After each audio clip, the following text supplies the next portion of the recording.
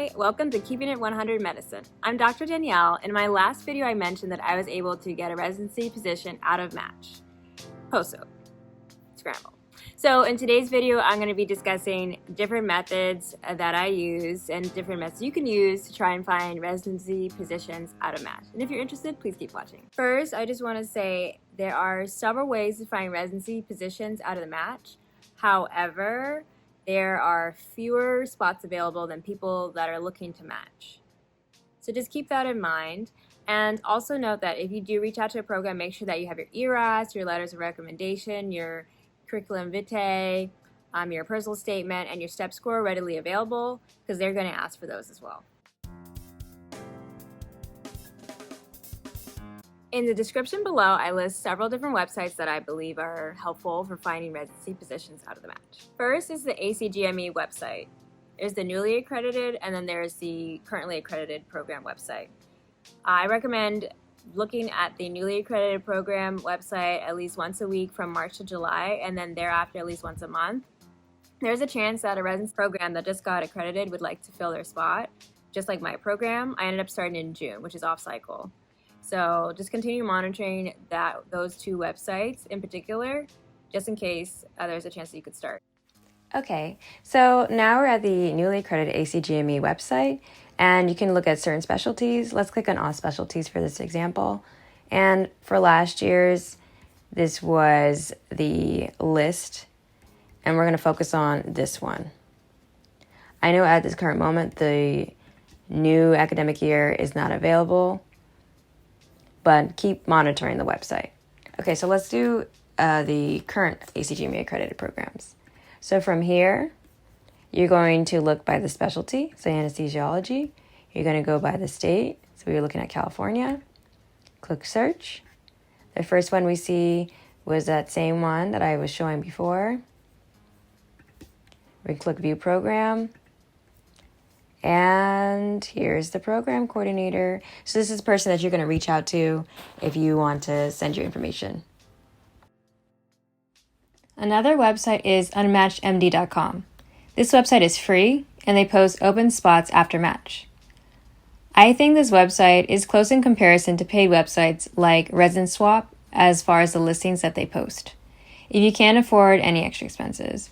I like that it has recommendations for things to do in the meantime while someone is reapplying. They post paid work positions in the medical field and resources to prepare for interviews. While you are searching on these different websites, please don't disregard any preliminary positions such as surgical prelim, internal medicine prelim, or transitional year programs. Those will be extremely helpful and boost your application for when you reapply the next year. Especially good for people that are applying for PGY2 positions the next year, which are considered advanced programs. Not only will you be working, so you're getting paid, you have clinical experience, and you have the ability to network with people while you're there. Be the first one in and the last one to leave. Another method to finding residency positions is through social media. I actually found my residency position on Twitter.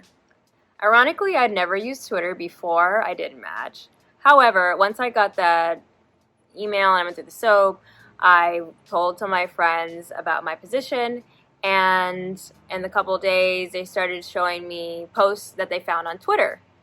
Shout out to Olin, Adam, Jonathan, and Mo.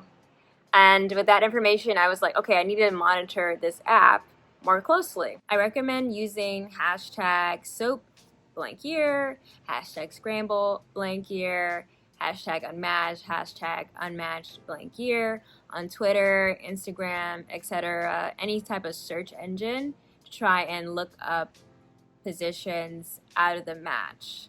I also noticed while I was on Twitter that some people would put their AMC ID, their step scores, and the specialty that they would like to get into, and others were really kind and would post different things that they found.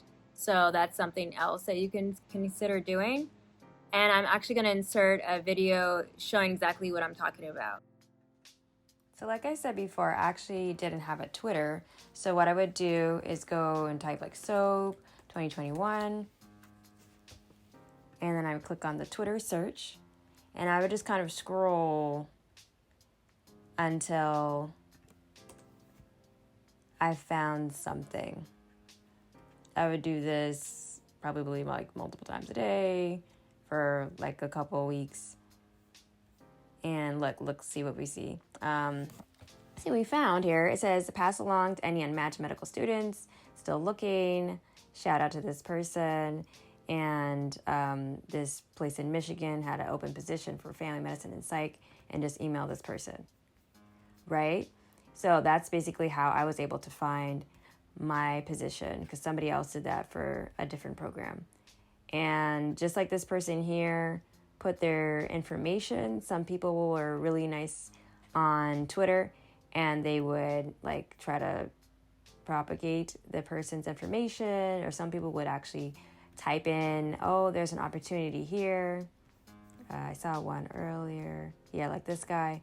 So some people would, post information to help this said applicant. So that's something that you can try if you're in this position. I just want to shout out some of the Twitter pages that were extremely helpful when I was looking after I didn't match. This guy in particular, at Mahad_Minhas. Amazing. He's a serious advocate for people that have not matched, so I would definitely recommend following him.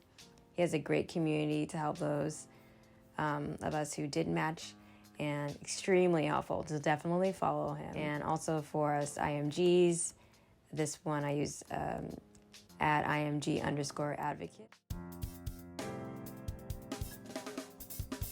It is important if you or someone you know who did not match does not keep that information to themselves and doesn't stay secluded. It's important to let others know, because for me personally, if I kept that information to myself, I would have never heard about Twitter and gone out and actually found that specific posting that I did that changed my life, and now that I'm in the specialty of my dreams. So I definitely recommend telling people that are your friends, people who have matched. Tell people that are in residency, if you know anybody that's in that position already, if they hear about a position that becomes available, so that they can tell you. Speak to a program director, people that you actually rotated with that are program directors, or even people that you interviewed with, just to get their feedback, as well as if they hear of any other positions that are available, so you can actually apply to those. And also reach out to your school. Some schools actually have people in a department that's dedicated to helping people find positions out of match. If anyone has suicidal thoughts, please let someone know. The Suicide Prevention Hotline will be in the description below. I know it's difficult to admit failure, especially not matching. Not matching was the worst experience I've ever had. I felt so depressed, like I was in a dark hole. And I was so grateful to my family and friends to really help boost me up. But I just want to let everybody know, if anyone is in that position, you are strong, you are smart, and you are capable of becoming a board certified physician. You made it through those grueling days of medical school. Like, I can't think of anything worse than that. Well, residency stuff. But anyway, I digress. You are going to be a success story. A lot of what I discussed in this video is when preparation meets opportunity.